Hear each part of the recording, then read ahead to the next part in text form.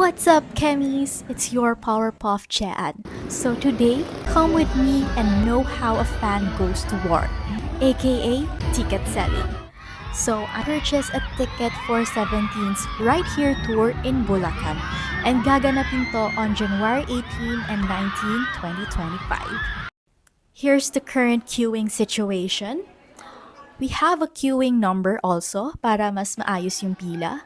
And I must say, this SM branch has a lesser queue compared to other branches based on the updates online.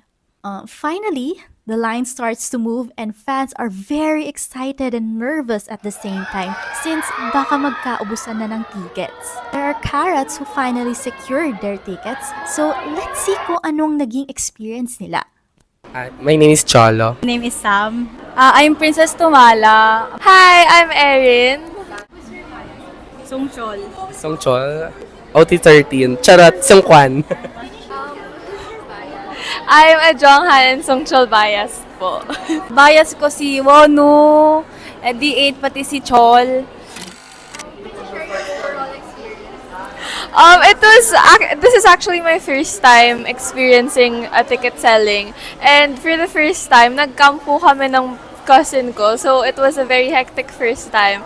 And naranasan ko na po talaga lahat ng kailangan maranasan ng isang bibili ng ticket. So, it was overall very fun, very stressful, but also very worthwhile. Overall, okay naman. Tapos, nakikipag-coordinate naman yung mga carrots. And masaya na masaya, tapos minsan misunderstanding. Pero na-fix naman siya.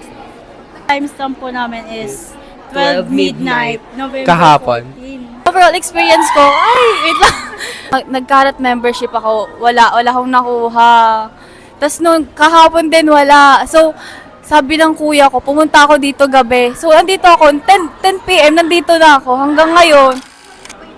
Yes. Of course!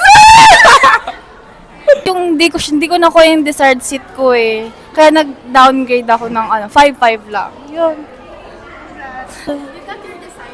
Yes, I got my desired seat po. Yung day gala, yung day, it's day 2. Day 1 po kasi yung desired namin, pero we got day 2 instead, which is fine. At least makikita. Well, there you have it. This is how fans like me go to war during ticket sales. And fortunately, I won as well.